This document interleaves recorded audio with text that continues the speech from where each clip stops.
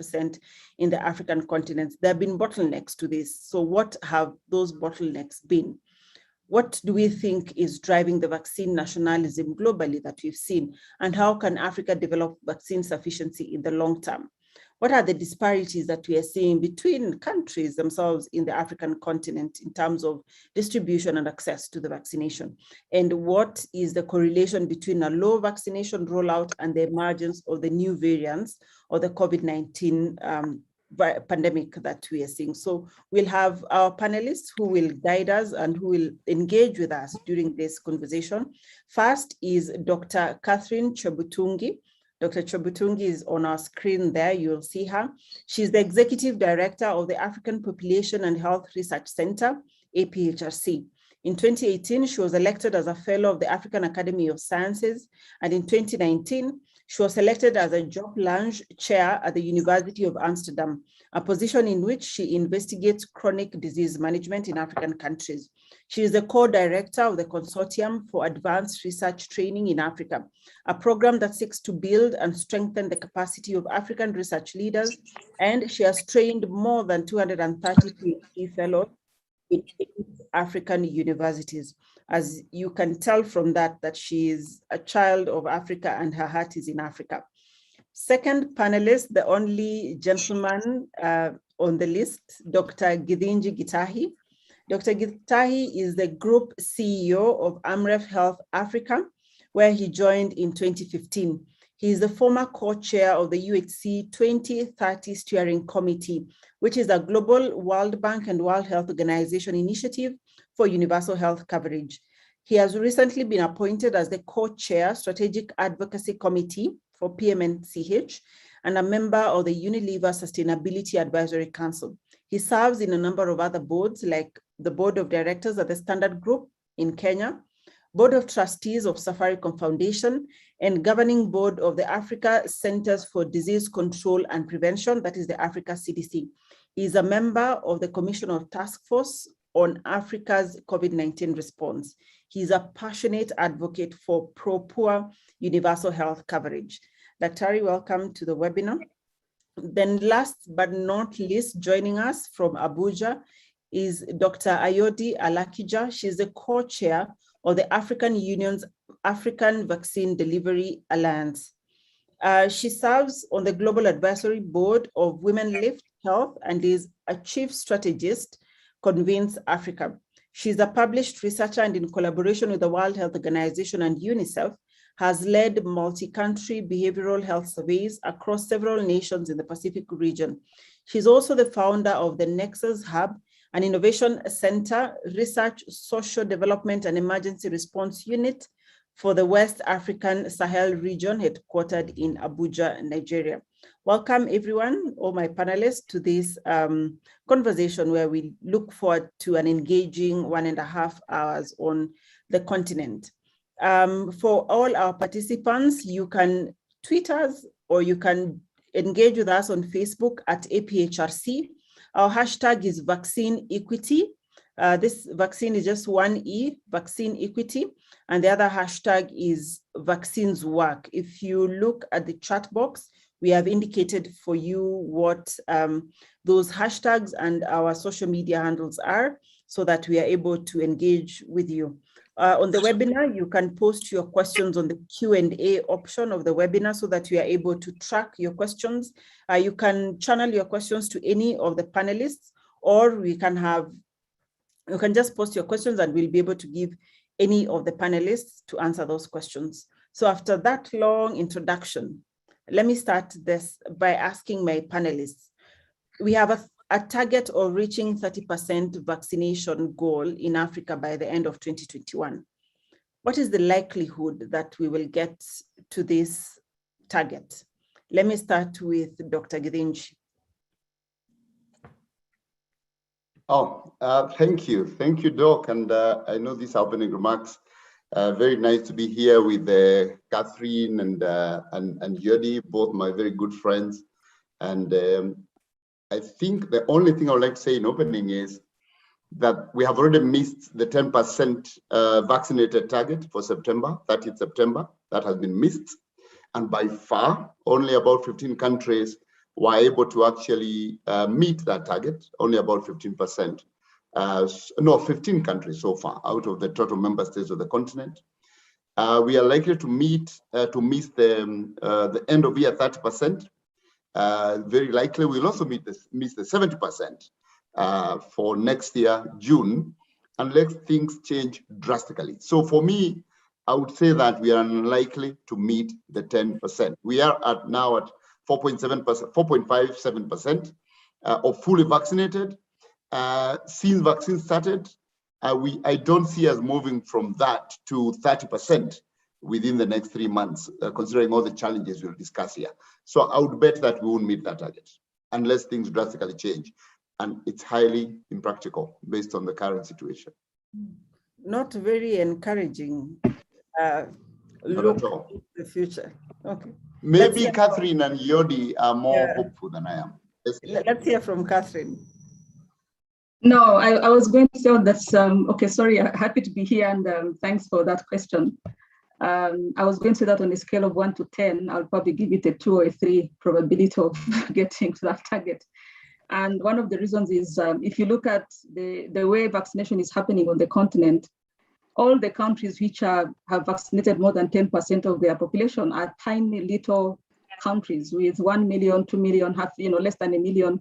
So most of the high vaccinated countries in Africa, the small ones. And if you think about 30%, I was using the total population eligible in Africa as the denominator. So unless you see like the South Africas, the Egypts, the DRCs, the Ethiopias, the Nigerias, really like accelerating and getting up to 30%, then it's very unlikely because amongst all the largest countries, the one which has vaccinated the most is South Africa. And even then it's not yet reached 20% fully vaccinated. So very, very, very highly unlikely that we'll get to that target. Okay, let's see if Dr. Alakija has something different.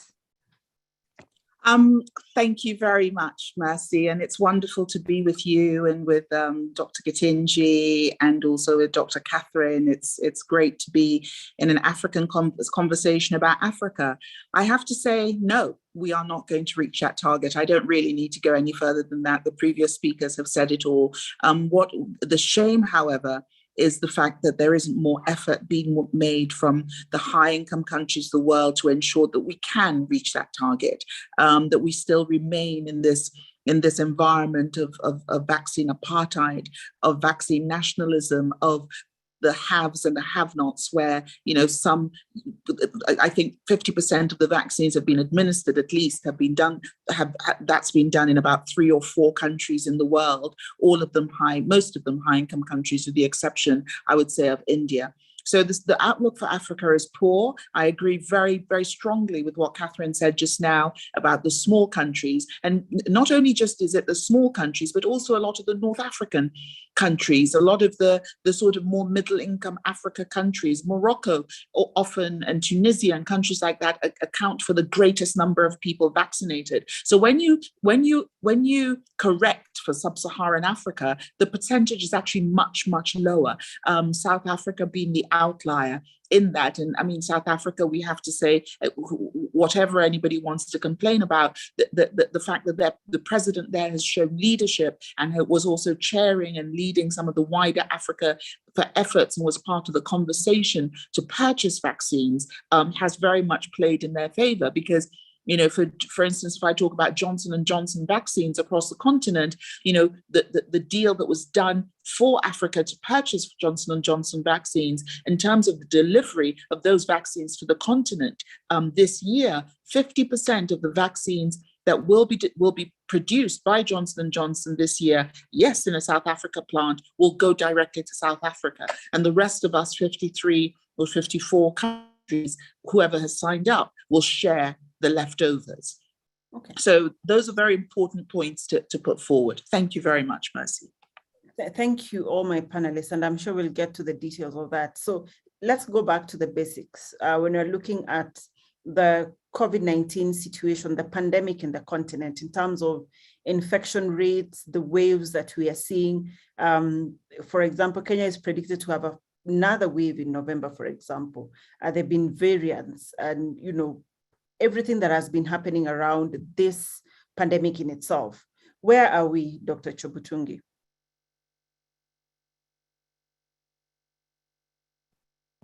So as you've said, it's already said that Africa is not a country. So different African countries really at different have had different experiences. But what's not in doubt is that I think almost every single country, at least those that have data, either at the tail end of their second or third or fourth wave. So every single country has gone through the initial first wave, they've gone through the second wave, or the third. Kenya just finished its fourth. So there's almost like a pattern, like when it's passed through all the different countries, is that some countries have been more hard hit than others. I'm getting a warning, so I'll switch off my video, apologies. So some countries have been worse hit than others because it's interesting, like a country like Namibia, when you look at the number of cases per 100,000, it's about maybe 10 times the number of cases per 100,000 when you compare it with other countries like Uganda, like Malawi. So even when we see the waves, but in terms of the impact in number of cases and number of deaths, different countries have different experiences. But what's not in doubt is that every single country has been affected by COVID-19. Mm-hmm. And when we are talking about the variants, the Delta variant, for example, is one of the ones that really scared everyone globally. How affected is Africa or different African countries when you're talking about the variants? So there are different, the situation in Africa many times is constrained by capacity to do studies that demonstrate some of these things. So what we know about the variants is dependent on the capacity within countries to do surveillance of the kinds of variants that are circulating within their own countries. And not every single African country has the capacity to do this on a regular basis and put out numbers. But what is clear is that for those countries which have published data on the circulating variants at different time points, Delta has been quite dominant in at least Uganda, Kenya, Malawi, that have published data on this, doing this kind of serological, not serological surveillance, like trying to find out which variants actually circulating within their own countries. So of course we know that the beta variant was originated from South Africa itself. So that there's that dimension as well. But once a variant is out there, it's always a matter of time how fast it can spread to different countries. Many times due to connectivity, air travel, and all that. But at the end of the day, with also all kinds of open borders, it's always a matter of time that it will be circulating, though the degree may vary. Mm-hmm. Okay, so this has been termed as by the US as a pandemic of the unvaccinated. It's been a race of vaccine and variants, but then from what we saw, Africa is still very slow on the rollout to vaccination. The panelists said we are unlikely to reach the 30% target. Dr. Gedinji, what is really making it difficult for Africa to be able to vaccinate as many people as what we are seeing in the global north? So there are many challenges, Mercy, and I think the first thing we need to note, because people always say, I've seen people accusing governments of non-commitment and these kind of things. So let's first paint the picture of why it's difficult for Africa to begin with to access its own vaccines, because people would say, why is it that other countries booked and Africa did not book? For low-income countries and low-middle-income countries, it's estimated that they would need to raise their health budget by almost 60% for them to vaccinate 70% of their people. Start there. So that's the macro issue. That affordability is very low, because for high-income countries, they probably will need to change their normal budget by only 0.08%. Why so? If you look at a country like the UK, or you look at generally the OECD or Europe, European Union, the average expenditure per capita is $4,000. That's general public expenditure on health. It's about $4,000. If you are to look at the same at Malawi, you'll be lucky to get $11. Kenya, it's about $35. So generally, you're saying that if you are to look at a vaccine, and the cost of vaccines is ranging from $2 to $37. In fact, the 7 of the ones that have been authorized by WHO, I would say it's probably between $5 to $15 or so. If you are to take a $10 dose and say you're going to give 2 doses to one person, that's $20. Then you add the cost of administration, you're coming $25 out of a total expenditure on the total health, on the health of the individual per year of that $5. It means you're spending more than 60% of your total health budget to administer one vaccine, not total vaccination, one. So financially, it is difficult. So we need to at least,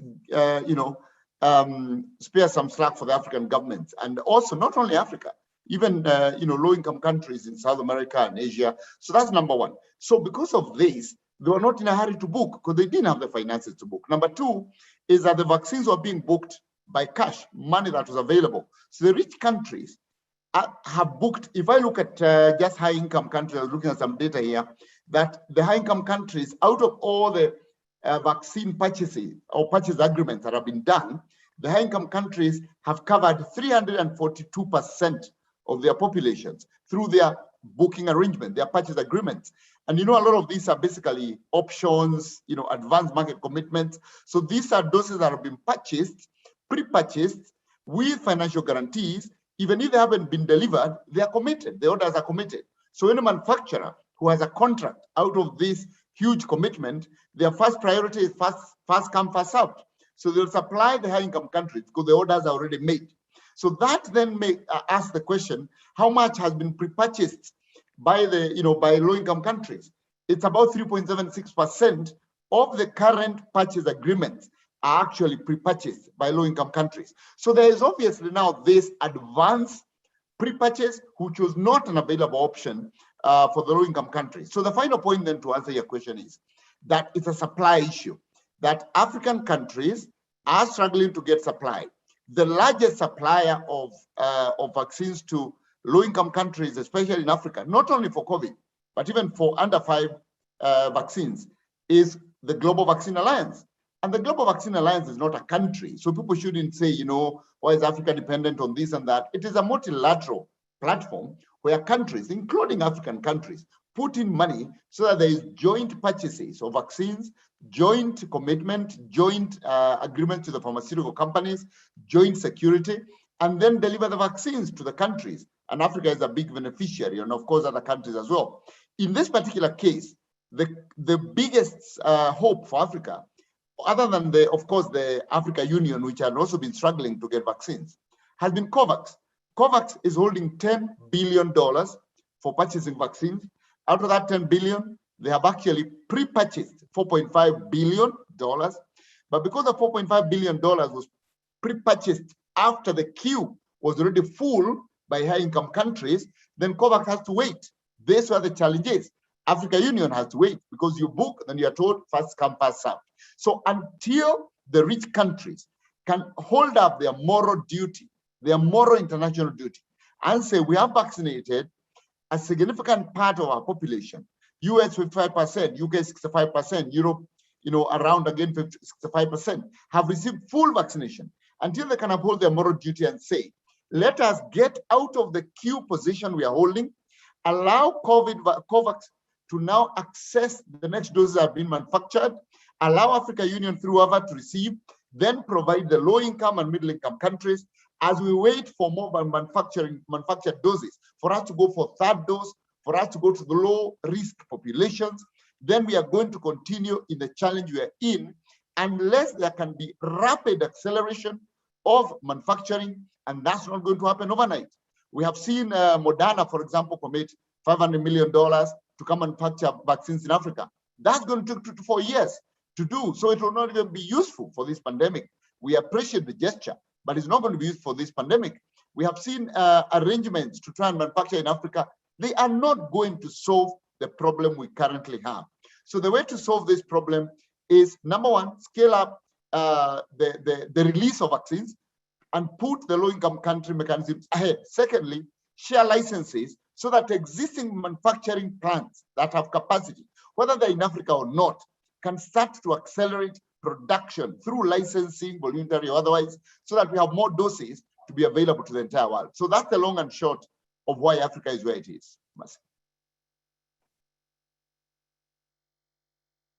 Sorry, thank you, Dr. Ari, for that. I'm just curious to find out, what is the challenge in sharing the, let me call it the formula of the vaccines that have been manufactured for other existing manufacturers to be able to produce the vaccines? Because this will definitely, as you say, bridge the gap. Capitalism, it's as simple as that. It is profit. It is shareholders' value. It is companies saying, if we let our intellectual property go, then how do we recover our money? If you look at the pricing which has been done on these vaccines, you'll understand what's going on. You know, even in terms of the pricing, first, there has been extreme opaqueness on pricing. For example, it's estimated, Mercy, that only about 33% of these purchase agreements I talked about have transparent pricing, meaning that 67% of the agreement, no one knows how many doses and how they were purchased and at what price per dose. So they are completely opaque. So it's between the manufacturer and the country. So you don't know whether the rich countries are actually offering a higher price so that they lock in the doses. We don't know. So and the pharmaceutical companies that want to make a bigger margin on these doses will then go for the person paying more and put a clause in the contract of non-transparency on the price, because it is a trade agreement, basically. So it is profiteering. That is the reason why we are having a problem. And there has been a force, you know, to the World Trade Organization. South Africa and India took a petition and told World Trade Organization to evoke the powers of World Trade Organization, as was done during the HIV pandemic, to actually lift intellectual property rights, because that's provided for in a pandemic, in an emergency. But this has been blocked by countries like Germany, whereas countries like the US have supported. Germany has blocked it. So it's going to be a big debate. And it is down to profiteering. It is actually companies losing. We're saying we're not going to lose our opportunity to make huge returns for our shareholders. Whereas the development and the research and development for these vaccines were heavily financed through public funds. The US spent more than $1.5 billion financing Pfizer and Moderna.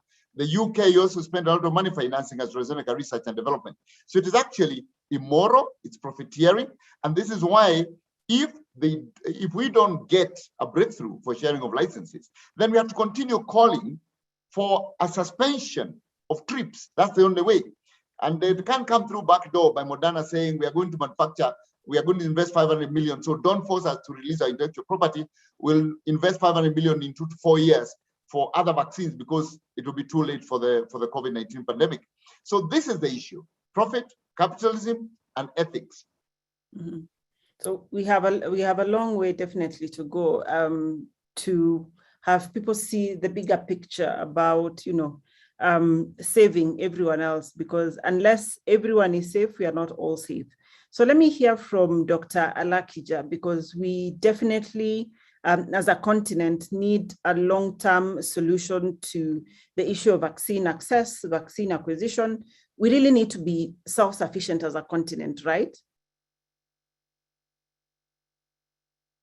Absolutely, but as Gedinji has very eloquently said, that really the global pandemic has revealed the international and global linkages between nations, societies, and the numbers of COVID cases and deaths, the Delta variant, Beta variant, whichever one you want to talk about. Are you hearing? Could you hear me quite properly? Yes, yes. Yeah, you go. All of those variants serve as a daily reminder of the underlying inequities that exist. You know, Gedinji has spoken about capitalism, and basically what he's talking about is greed. It's greed. It's that concept that, you know, I want to have all of the cakes in the shop and make sure that I also buy the recipe, and I buy the icing, and I buy absolutely everything. I take the flour as well. I control the flour mills. And so you have to pay a higher price to me, almost a premium, as it were.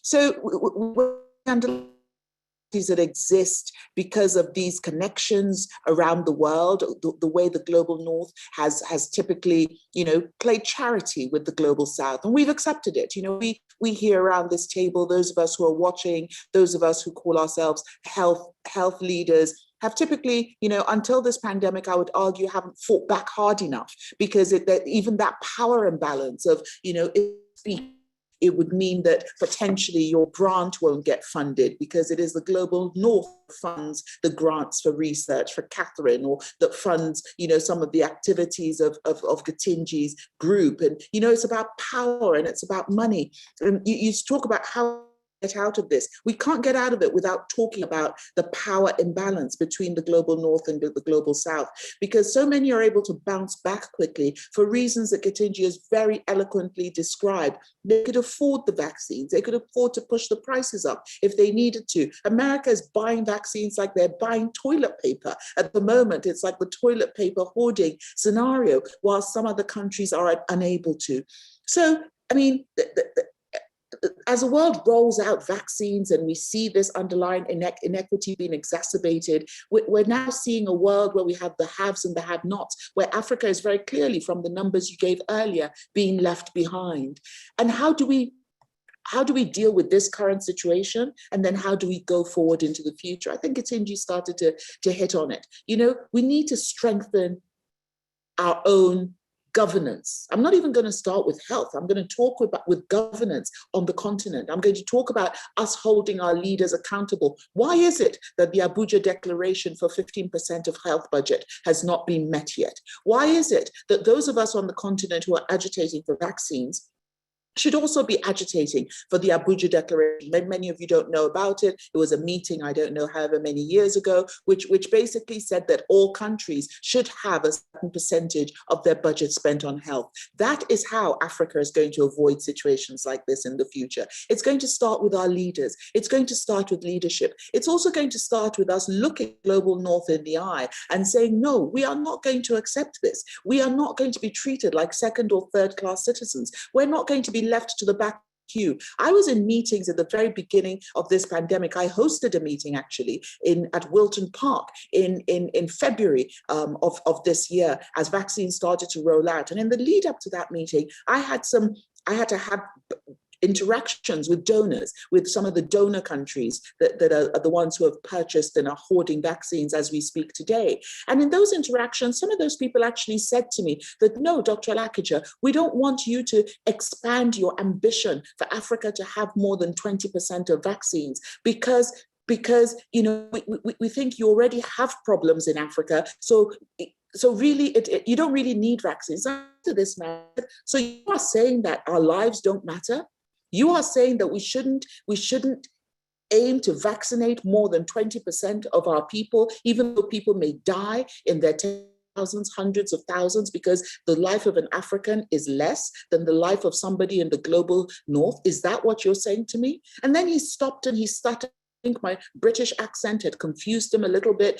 He thought I was actually sort of, somebody from that side of the world and not this side of the world, and said, no, that's not what I meant. But I said, yes, but that's what they're saying. And that is what COVAX, as Gedinji has referred to, that is where COVAX started, with a low ambition of 20% of vaccination. When you link in the low ambition, you link in the poor governance, you link in our inability to purchase, you link in the world forcing us not to be able to produce. Because yet again, we spoke at the beginning of the year. I remember clearly a meeting I was in March this year with John Nkegasong and others talking about production and talking with manufacturers, and they said, no, there is no. In fact, I chaired a COVAX meeting, that was it, on manufacturing in Africa. And the talk at the time was that there is no capacity. It will take too long. Oh, the vaccines, it will take 6 months. And then, is it not 6 months on now? So as Gedinji says, they're gaslighting us. The global north is totally gaslighting us. We're pushing the goalposts further and further away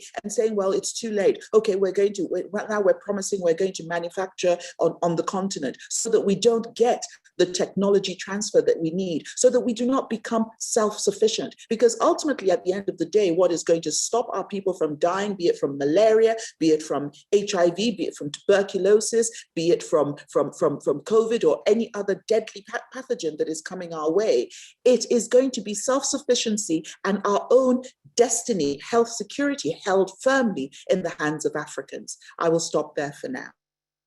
Thank you, Dr. I've seen somebody saying powerful, and I agree, powerful indeed.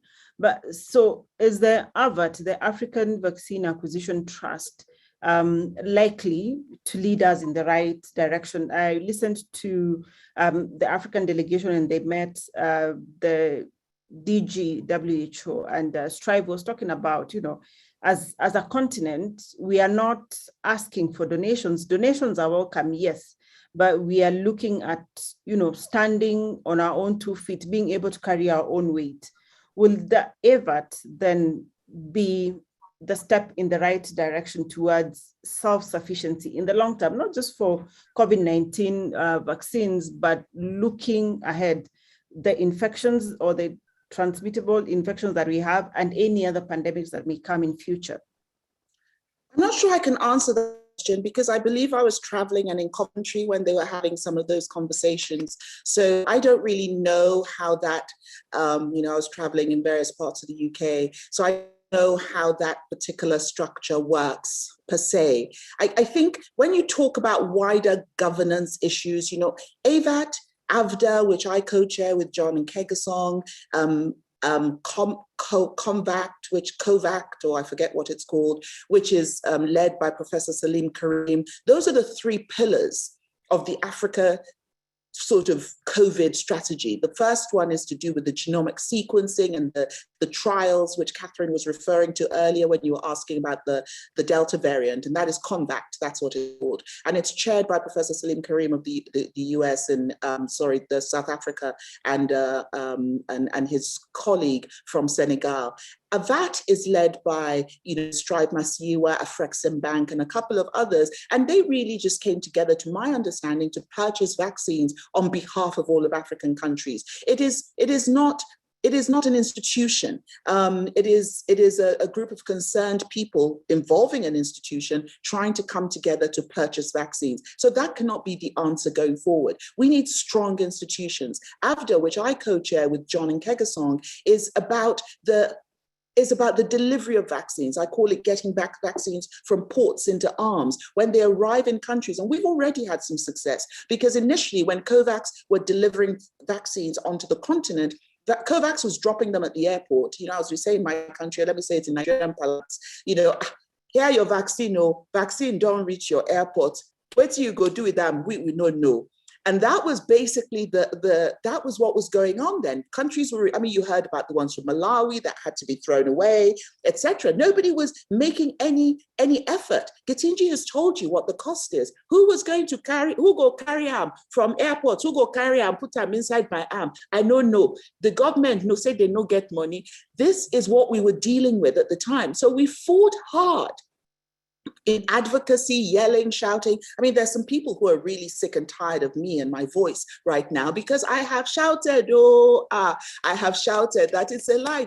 Our people will not die like this. We cannot die like this. You cannot allow us to die because we are not chickens, because our lives matter, because we are a part of this global community. So AVDA has had some success, and now the world is beginning to not just provide vaccines, but also give money to countries to deliver them. So that piece that Gedinji spoke about, I know they're about to roll out about another $700 million in funding. So your question was, is AVAT the answer? AVAT is not an institution. What we need as an institution to be strong in Africa is the actual Africa Union, Africa CDC, the institutions that are accountable on this continent. They are the ones that we need. And we need to have strong leadership on the continent that can look the global north in the eye and say to them that, no, you're not going to bully me. No, I am not afraid of you because you're not going to give me funding. Because, if it is fish and Gary I'm going to eat for the rest of my life, let me do that so that my children and the generation to come will be okay. So that our health status, I would not have sold it to you for some funding grant or research grant. We need strong African institutions, not well-meaning collections of friends who've come together for a common cause. Thank you, Dr. Alakija. I wouldn't add anything to that. Dr. Chibutungi, I see your hand is up. I'll give you an opportunity to just respond and comment to what has been said by Dr. Gedinji and Dr. Alakija. I'd like to ask our participants for any questions. We are getting to the Q&A section of this conversation. please post them on the Q&A section of the Zoom chat so that we are able to pick up all your questions. You can direct them to any of the panelists. I already have a number of questions which I'll pose to our panelists, so please engage us and have your questions there. If you're joining us on Twitter, on Facebook, it's the handle is at APHRC. The hashtag is vaccine on the, sorry for that. We have it on the chat. The hashtag is vaccine equity or vaccines work. So any of your questions that you post there, we'll be able to pick them up and pose them to any of our panelists who are here with us. So Dr. Chibutungi, your hand was up, and as you speak, I have a question for you here. Somebody is asking about the correlation between low vaccination rollout and the emergence of the new variants. Thank you so much. I mean, it's good to be, on the panel with, I would say, like-minded panelists that are passionate about the future of Africa. And I wanted just to say two things. One is that I was on a panel, I think, about maybe May this year. And I said that at that time, we assumed that pharmaceutical companies have the same agenda as us, that they want the pandemic to end. That's a huge assumption that the pharmaceutical companies or big pharmas, they are known, they want the pandemic to end. And at that time, I mentioned that it's possible that the big pharma wants to sit on the booster market in rich countries and then leave the poor countries to be variant generators. So for us, we are left here, we generate new variants, and then there's a perpetual market because there will all be variants that are going to come from whichever part of the world. And then there will always be a rationale for why we need a new booster that now integrates, the genetic material of the new variant. And at that time it looked cynical, but from where now, I don't know, 5 months later, that seems to be, not far from the truth. And the second thing is that we need to understand that the global power imbalances that we see are not they're not a bug of the COVID pandemic. They're a feature. The power systems have been set up that way. And pandemic or no pandemic, the powers that be, the people that hold the power are not going to cede it, even in a pandemic. And the earlier we recognize that as Africans, the better for us. And so really, for me, the African leadership that I'm looking for, the accountability I'm looking for, is that recognition that we are not in this together. We are in this alone as Africans. The rest of the world is pretending that we don't exist. You have to look at those maps with 5%, 1%, 2%, and other countries, 70%, and they're already in third boosters, and then they are 70% of the population and above 12. Just imagine if the target for Africa included 12 and above. These current numbers you see, they'll be like 0.5%, because we have a huge population of young people. So we are talking about adults and that we are 5%. If we put it at 12%, we'll be even, maybe, I don't know, something so negligible. So as Africans, what accountability for leaders, for me, is to snap out of this mindset that the world owes us a living and the world is there to sort of do stuff for us. And it's too late for this pandemic, but it shouldn't be too late for the next one. So I like the AVAT. It's taking matters into our own hands, because people waited on COVAX and COVAX was not delivering. So AVAT said, okay, let's try to do something different and complement COVAX if COVAX, eventually things start working out for them. So it's a good start. I think it's a recognition that it can't be that as Africans, we're always demanding goodwill from the perspective of, yes, give us donations and give us this. And every time I see these delegations welcoming donations, I'm like, well, donations are great, but stop making it like this a good thing. I think we should keep on talking about the TRIPS waivers. We should keep on talking about this, the capacity, the technology transfer. So even on our side, our own mindset needs to shift. And if we've not learned anything, we're not in this together. And we need to plan for the next 5 years, the next 10 years. And that's where those investments in, whether it's pharmaceutical, manufacturing capacity, I would say we need to push back a little bit downstream about R&D. We need to invest in our own R&D. I think if we had our own vaccine candidates in the running that had gone successfully through clinical trials, we wouldn't be negotiating technological transfers. We would be negotiating now vaccine manufacturing, which is a different step. But now we have to negotiate the plans, and then we have to negotiate the technological transfer. And then, Moderna is holding like this thing above our heads. Yeah, I build the factory, but I want to do this and I won't do that. So I would say for the next pandemic, we need to invest in our own R&D infrastructure, whatever mechanism that is, whether it's within countries, whether it's regional, because we cannot keep on begging for vaccines in this pandemic, and then we keep on begging for vaccines in the next pandemic, whenever that is going to be. Okay. Now, the link with variants, if I may, is that variants are a result of the opportunity of the virus to keep on multiplying. So as long as they are susceptible people within the population, really as a result of either not being infected or not being vaccinated, as long as they're susceptible people and the virus has an opportunity to keep on multiplying, then that's where variants come from. Because if there's no opportunity to multiply and to be transmitted from one person to the other, if a virus's structure changes and it was potentially a variant, if it's not transferred to another person and then another person and then another person, it will die out from the person within whom these changes, the genetic changes, happened. So variants are a function of opportunity of the virus to multiply repeatedly within the same individual, and then being passed on, and then keeping on multiplying, and then being passed on. Because every time the virus passes on from one person to the other, there's an opportunity for its genetic material to change.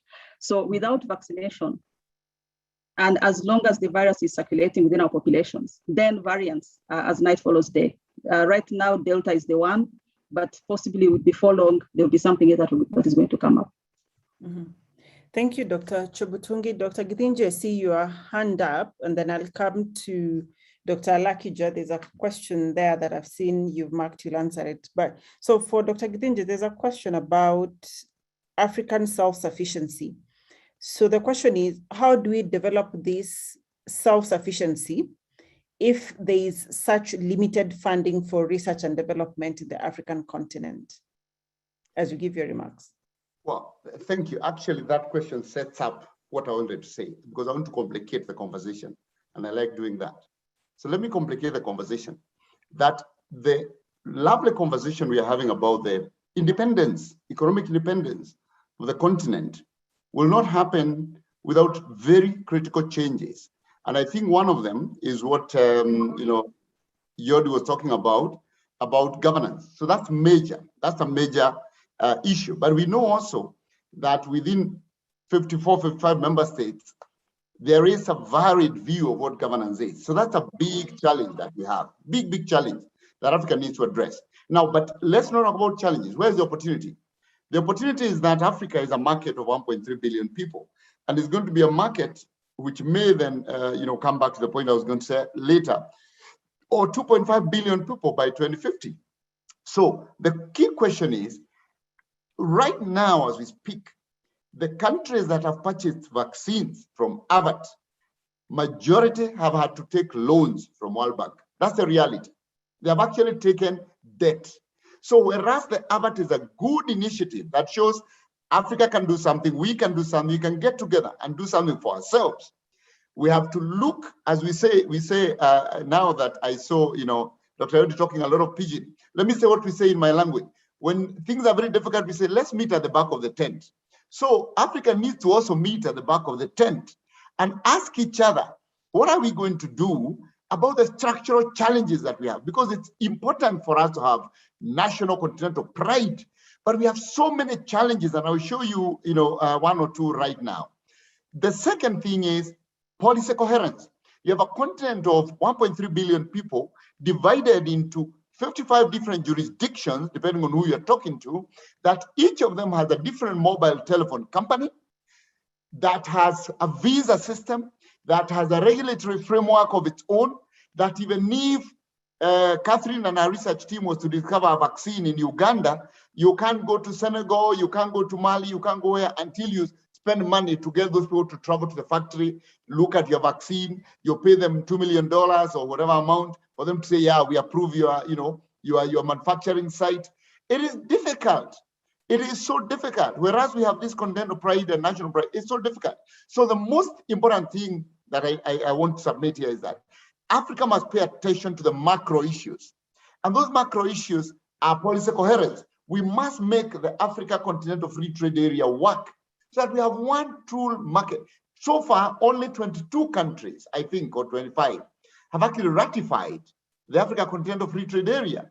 Yet we talk about we want independence, but there are so many countries that we are inner fighting within the country not to ratify a common market because they're afraid they're going to lose tax benefits, you know? So that's a big conversation, even as we go to manufacturing, because that manufacturing, if it's scattered across the continent, it's not going to serve anybody because it's going to be extremely complex. The second point is, of course, a common regulatory framework. The final point I want to make is transformation of the architecture of the economy. The architecture of the economy must be transformed. And allow me, I know I'm taking too much time, but I think it's very important for me to share this, Mercy, if you allow me. I just want to share one slide.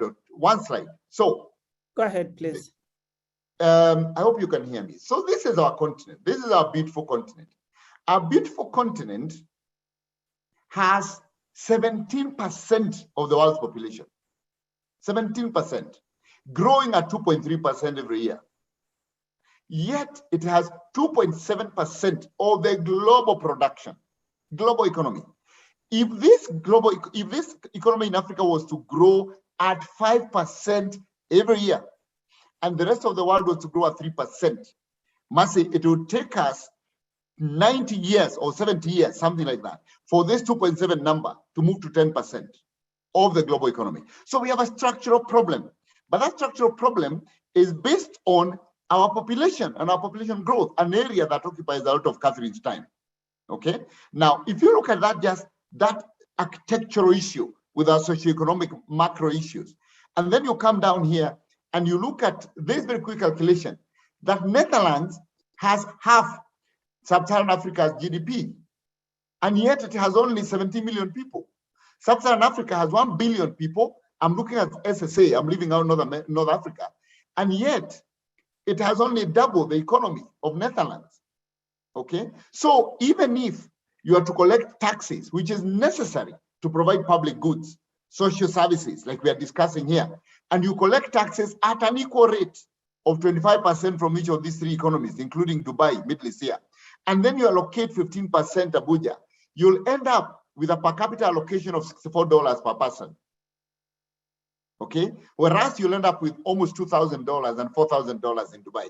So we have a structural problem. And that structural problem must also be brought into the mix as Africa Union discusses these other issues. So there is policy coherence and there is an architectural, kind of structural issue around our socio-economic structure. And those are the ones I want to talk about, so that even as we are discussing Africa owning its agenda, we know that it also needs to own its destiny at the same time. And we have to tackle the issues of women and girls. We have to tackle the issues of girl access to reproductive health. We have to tackle the issues of sexual reproductive health and rights. All these things are joined together. But is Africa ready to meet its destiny and handle the elephant in the room? Over. Thank you, Dr. I think that's pertinent or a heavy question at the end of it.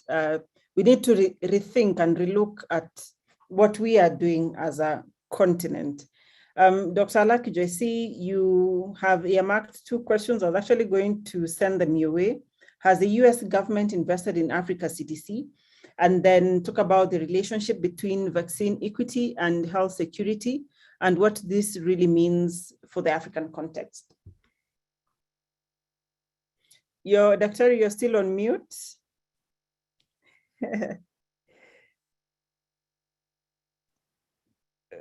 You're still good. Now you're back. Village girl from Akure, sorry. First of all, I'm going to go back to what my brother Gedinji said, and I'm going to also shake the room up a little and challenge us and ask him and Catherine and the likes of me even, although I'm not going to do it because this is Nigeria, but political office, because we need to be running this continent. Catherine, you need to be a political leader. If we are not involved in politics, if we understand development, if we understand health, we understand education, and we're not involved in politics and we're not at the table when the decisions are being made, then our countries are not making the right decisions. And that, I think, is the bottom line with governance. So for those younger people, I hope there's lots of younger people out there today. For our children, you know, I have a saying that I say to younger ones when I mentor all the time, that may my ceiling become your floor. Where I've ended, let it be where you start. Because to fix this continent in the long term, we need to fix our leadership. Gedinji spoke about women and girls. Do you know what has happened in this pandemic to women and girls? Girls are dropping out of school at an alarming rate. Girls are being sold off into sex slavery, supposedly early marriage. It's just slavery because of poverty. Governance, because some mothers are dying and their girls are being put up to take their place. We talked earlier about the numbers of people who are affected with COVID. We don't know because we don't have the data. Catherine was talking about the lack of research in genomic sequencing earlier on. Of course, Delta is 99% of the virus around the world. So Africa is not an island. We are therefore also about 99%. So back to the question. Again, the question that is the USA supporting Africa CDC is the wrong question. That's why I wanted to ask that question. Because my brother who asked it, what is America's business in Africa CDC? It is our own CDC. We should be funding it, because if we fund it, then we have the say of what happens. Yes, the US government has been incredibly generous in supporting Africa CDC, is the truth of the matter. I mean, they've supported it structurally, they've supported it with capacity, and they have pretty much stood right behind to help get Africa CDC up and independent. So yes, they have done that, but they shouldn't have to, just like Gedinji was just saying. They shouldn't have to. The second question, if you remind me, Mercy, was around the health security and vaccine equity. That's right, isn't it? Yes, that's correct. And for that, I would say that it's not just our health security that is affected by vaccine inequity. It is the very peace and security of the African continent. I had a conversation a couple of months ago with the Commissioner for Peace and Security for the African Union, and I said to him, Your Excellency, sir, this is a peace and security issue. It is not a health issue. And we're beginning to see it now. We're beginning to see social unrest in various countries because people are hungry, because there were lockdowns, because people are beginning to watch their relatives and their family members die of mysterious illnesses, as they call it in some of our countries, where people don't believe in COVID. It is a issue. It is a global health security problem, but particularly in Africa, it should concern our leadership more. I watched in somewhat concern when a lot of them, and I spoke out about this at the time, when the African leaders were going to UNGA, and like Catherine and like Gedinji, I don't want to see them going with their hands in, cap in hand, say, I beg, sir, please give us some vaccine. I beg, sir, give us some funding for this. No, I said, and I said this publicly, I think it was on BBC, that they need to go there and they need to say that where are the vaccines that are due Africa? Either production, either giving to COVAX, or whatever the means. Give us our vaccines or we will leave this forum. We have a voice. COP26 is coming up. We are not using our voice properly. It is an issue of peace and security because there are riots in South Africa. There have been riots in Tunisia. There have been riots in Nigeria. Why? Because of COVID. So it is out of, often alongside social change often comes out of times of great crisis, pandemics and war and what have you. And this is a moment, I think, the opportunity in the crisis, that Chinese saying that there's an opportunity in every crisis, for us to seize this moment and to bring some change. The social disruption cannot be for nothing. In Nigeria, it's almost the 20th of October. 2010, 2020, there was an uprising with young people in Nigeria that started around police reform, but really it started and grew up also around the COVID and around, inequality and joblessness. Young people were killed in their dozens. People died in Nigeria, and it killed something in some of us, but it has awoken something in others. COVID and vaccine inequity and a prolonged pandemic is an issue of peace and security for the African continent, not just health security. Thanks, Mercy. Okay, thank you, Dr. Lakjan. This question, I think, is still related to peace and security and being on the main table. This is a question from Leon Lidigo, to both yourself and Dr. Gedinji about, isn't it time we demand a permanent seat at the G7? So he gives an example of Canada, a whole G7 country has been milking COVAX dry, a mechanism meant to sort out poor countries. How do we negotiate for intellectual property rights and vaccines when we are not on the main table? You can take it first, then Dr. Gedinji, then we come to Dr. Chibutungi. Okay, well, I have a very short answer to that, and I think most of you have heard it before. I tell people all the time that if they don't give you a seat at the table, you pull up a chair. If they don't let you pull up your chair, you climb on top of the table. Sometimes they don't like it, and if the table shakes and it breaks, then you make your own table. This is what Africa needs to do. So I agree with you, Leon, that we need a seat at that table. But again, it goes back to what Gedinji has said earlier, and I hand over to him about governance and leadership. Yeah, that's actually the issue. I'll say something that has disturbed me for a very long time, that there's something called global diplomacy, and in this particular case, global health diplomacy. In many instances, I have been involved in negotiations for documents to the UN. Right now, the biggest document that's now being negotiated is the pandemic treaty, the new pandemic treaty, which G7 and G20 countries have decided we need a new pandemic treaty. It needs to, some of them are calling for a change in international health regulations. They are looking to create an international pandemic fund. You remember, some of us remember with pain and tears, what was called the Pandemic Response Fund by the World Bank several years ago after Ebola, that did not even trigger itself with COVID-19. It was so complex, so full of market forces that even with a pandemic like COVID-19, it did not trigger itself. So it was useless. It has not saved a life. And now we have more discussions around creating a global pandemic fund, blah, blah, blah. The question is, Africa has votes by countries, but when they go to the UN, they vote individually, they vote differently. Yet one of the biggest forces we have is that we have member states, over 50 member states that can actually drive an agenda at the UN and hold the entire UN ransom by insisting on a particular position. But you know what? We do not have any coherent Africa health diplomacy agenda at the African Union. Zero, we don't have. So how do we then demand seats when we can't even get together and say, this is what we want as a continent? That is a disaster. When we were negotiating the Universal Health Coverage Declaration, we had African countries that decided that reproductive health rights for girls was too hot an issue, and therefore they went and stood with Trump and signed an alternative statement, which therefore made sure that Africa could not include the things it wanted on that declaration. But were African states diplomats called by African Union in February during the summit to say, ahead of September, we are going to have a common position on UHC, so that when we go in September, we are voting as a bloc.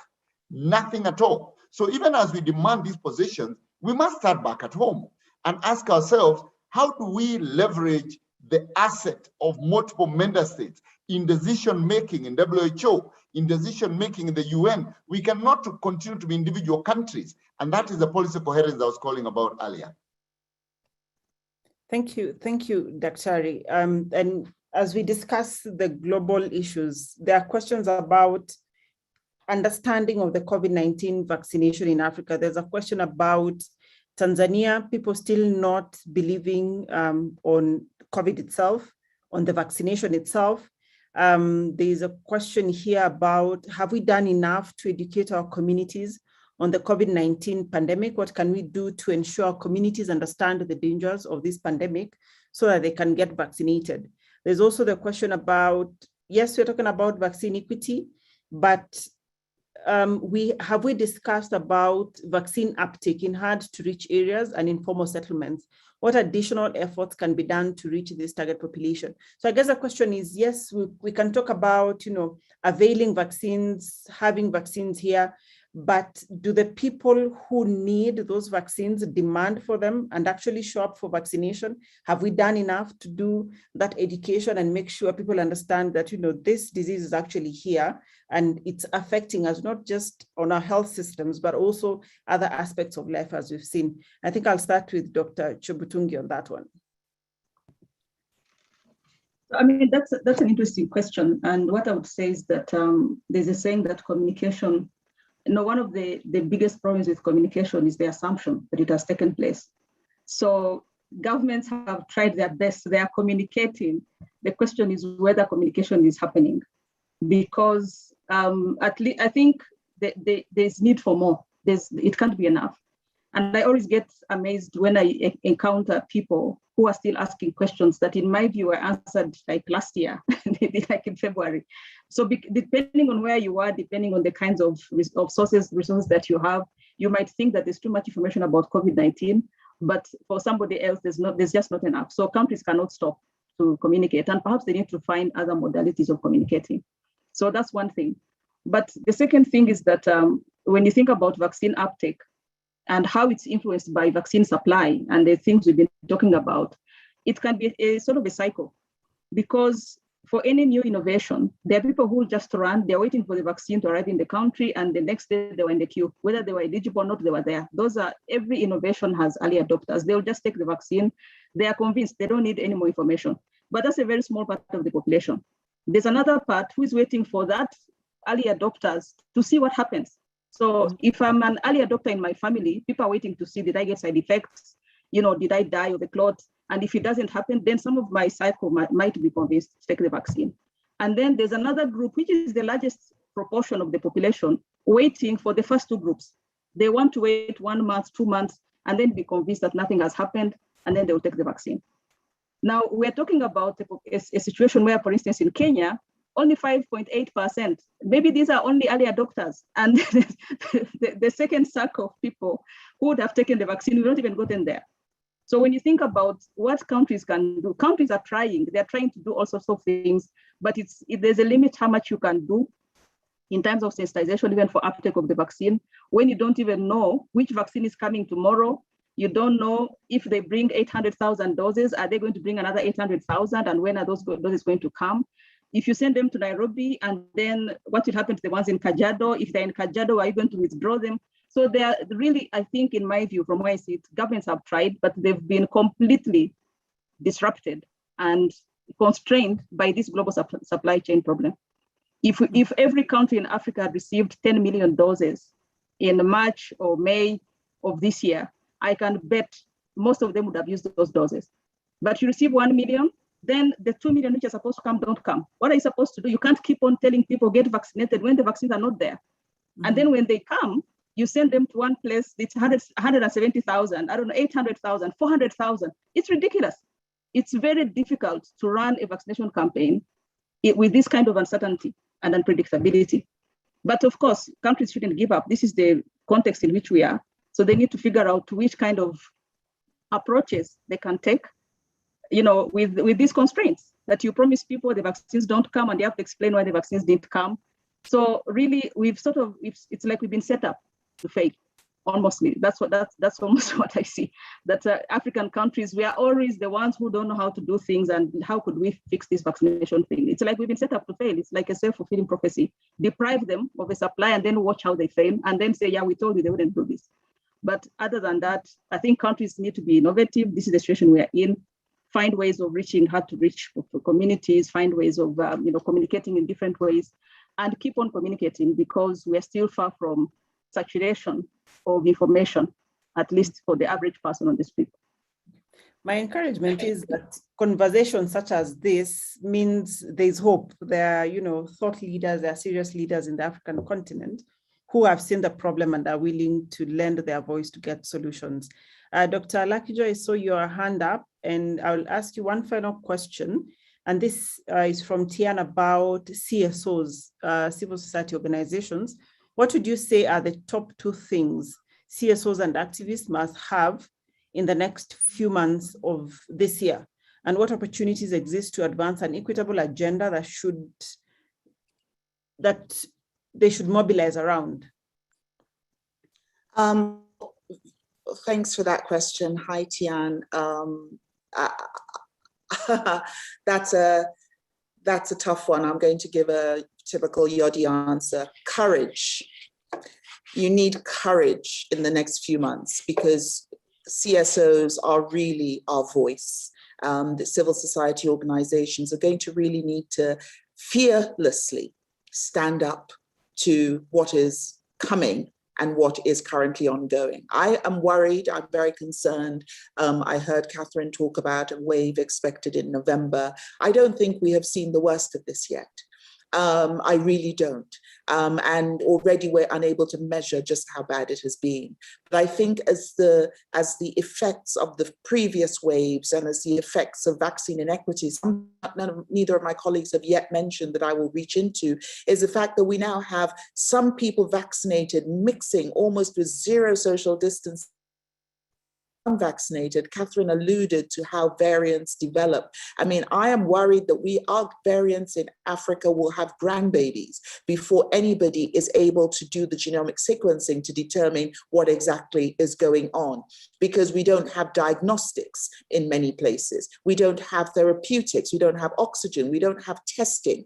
And we don't know in our cities even, we don't have rapid tests, never mind testing in rural areas. But we have the odd 10, 20 people who've been vaccinated in a city setting who have then gone to a rural area. They're mixing with the unvaccinated. There is zero social distancing. This thing, this bug, this little critter called COVID is jumping from one host to another going, ooh, ooh, yummy, yummy, gobble, gummy. And we're also mixing all the different vaccines because we don't know what is coming. People is giving us Moderna, some are giving us AstraZeneca, some have used Chinese Sinopharm, some have used Sputnik. We have a real problem on our hands. And this is why we need to vaccinate everybody as quickly as possible, as soon as possible. So for CSOs, you have a lot of work to do. It is linked into that previous question as well about communication and messaging. I mean, the reason I put my hand up is that I have a thing that I say all the time is that there is no vaccine confidence without vaccine equity. I can give you a real live example from Nigeria, where I know that Nigeria had to pause Moderna vaccinations a few weeks ago from the Moderna 4-point-something million Moderna vaccines that the US gave through COVAX. We had to pause that campaign because various countries, UK, Canada specifically, had sent us vaccines that were about to expire. And so that those vaccines would not expire, and so that people could get the second dose, because of course, COVAX had only brought initially, and Serum Institute of India had paused their exports,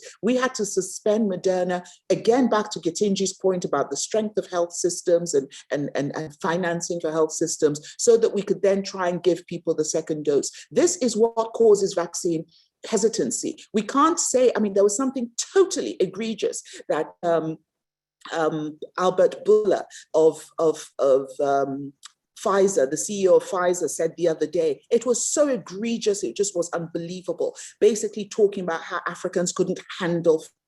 I mean, anyway, let's also talk about what this is also based in: deep-rooted racism and colonialism. But the point is, people, if you don't know whether you're going to get a second vaccine, if everybody around you, like in England, I went to the UK, my daughter lived in the UK around when everybody was getting the vaccine. 20-year-olds were getting their vaccines. It was like a festival. It was like a party. Hallelujah, we're going to get out of this pandemic. People were lining up. Everyone said that the UK was going to be vaccine hesitant. No, they were not. They're not. They vaccinated, 80% of their people, because it's due to availability and accessibility. They made it readily available and readily accessible to everybody. So that's where the word confidence comes from. And it's also linked to trust. Trust in governments, trust in systems. If we don't believe that you're going to give us the money that was allocated to us for COVID palliative, as they call it, that horrific word in Nigeria, relief, for social investment money, if we don't believe you're going to give us that money, why would we believe you about vaccines that you're giving to us? So trust, vaccine confidence, vaccine hesitancy are inextricably linked. To the CSOs, again, I would say, please mobilize. Right, because until the lion learns to write, is that the proverb? The story is always that of the hunter. We need to write, we need to document, we need to shout until the world gets tired of hearing us, and then we shout some more. And then next, Tian and others go and run for political office. Thank you.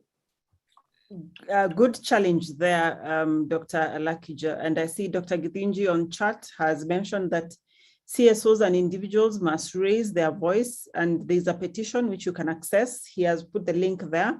please access that petition there, sign it as part of, your civic duty to this whole conversation. So I'd like to end our webinar there by just asking now the panelists in about 2.5 minutes each. And these are some of the questions here. We've discussed all of this, but one of the questions is, are we ready, or what can we do to be ready for the next pandemic?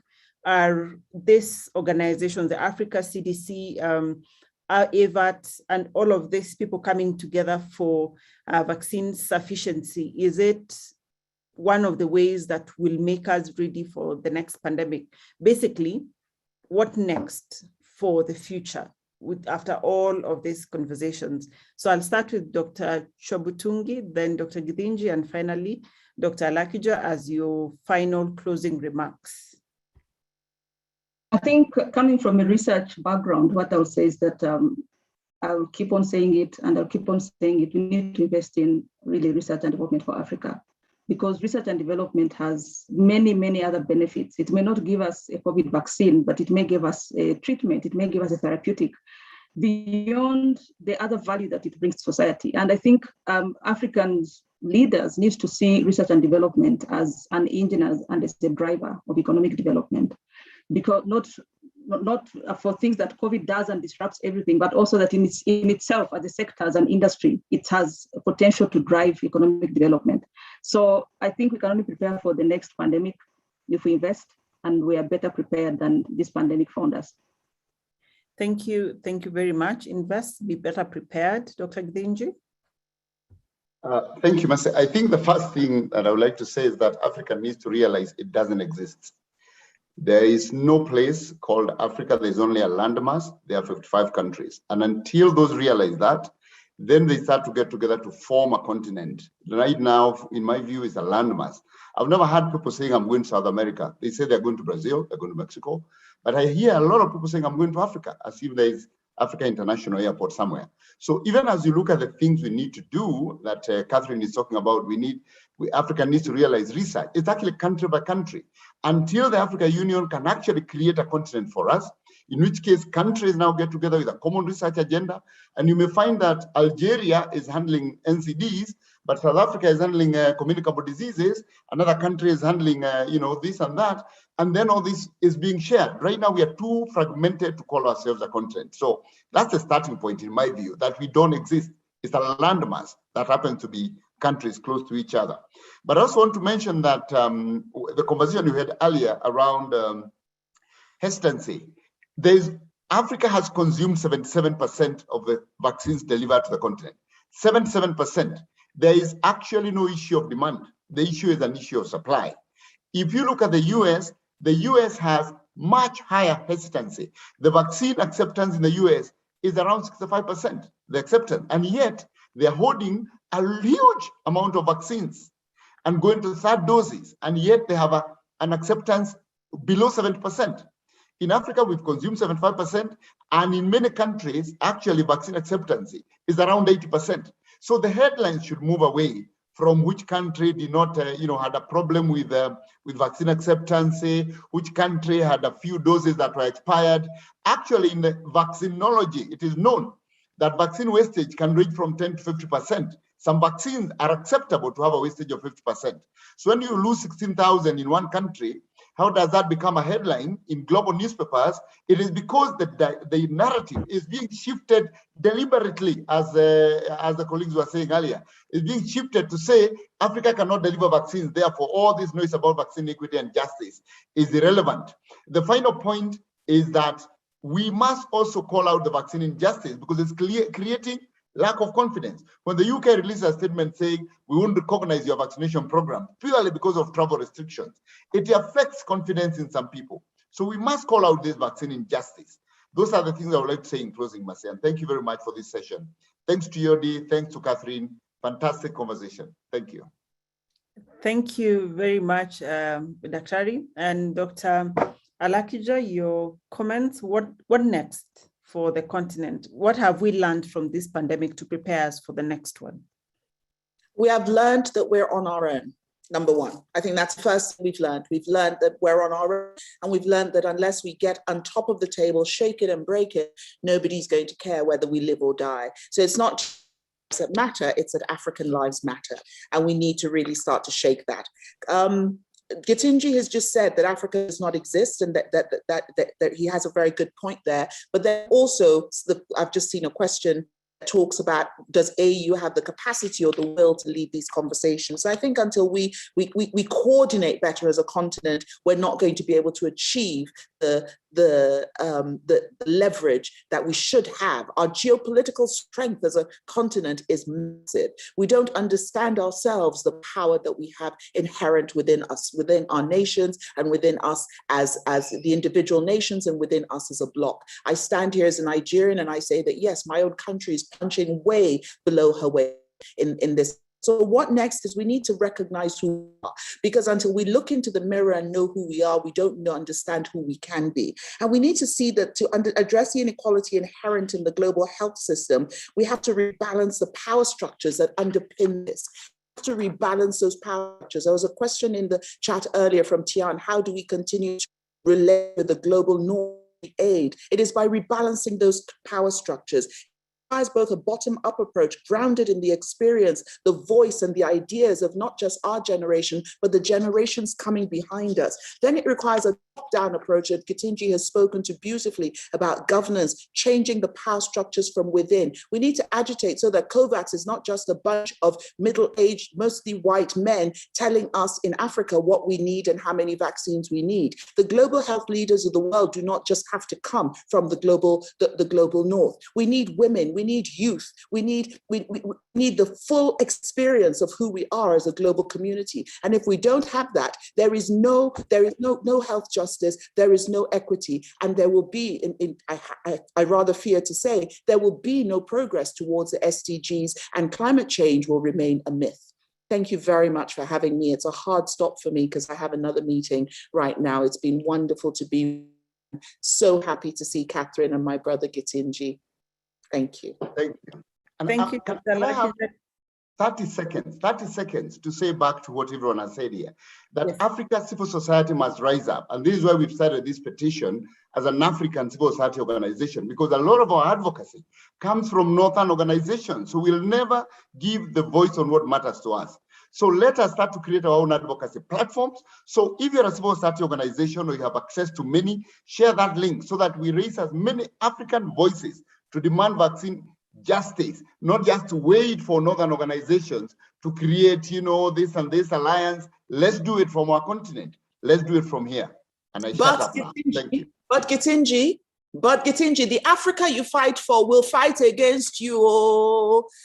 My sister owner, we have to fight for ourselves. I think we'll probably need a webinar for that, about the African continent and the countries. As Gedinji says, it's a mass. But then these countries in here, we need to have that conversation. And, you'd say there are a lot of structural, deep-rooted issues and iniquities within the continent. The pandemic has revealed that. I think we've seen that. And we've seen also just the iniquities around the global north, global south, and the pandemic has made this obvious. But I think from what I'm hearing from this webinar is that as a continent, we are willing to, pick ourselves up and, do what Dr. Lakija is saying, pull at seat. If they don't give you space, jump on the table. If it breaks, make your own table. So I think that is really encouraging that as a continent, we really are keen on making the solutions for ourselves. And I think that's encouraging. This has been a very intriguing, powerful, stimulating conversation. We've answered most of the questions. For those that we have not been able to answer, I think we will continue engaging in these conversations. The one key message to take home is that vaccines work. They're effective against the variants, they're effective against the coronavirus. It prevents death and severe disease, and we've seen that from the data. So anyone who's still thinking about getting vaccinated, the best vaccine is the one in your arm, as has been said. So please, let's get vaccinated, even as we continue the conversation about taking Africa to the next level, being prepared for the next pandemic, and the solutions lie within us. And I think that has come out very clearly. This webinar, our panelist has been Dr. Catherine Chibutungi, who's the Executive Director of the African Population and Health Research Center, APHRC, Dr. Gedinji Gitahi, who is the Group CEO of Amref Health Africa, and Dr. Ayode Alakija, the co-chair of the African Union's African Vaccine Delivery Alliance, who had to drop off after from this call, but we've had really stimulating conversations.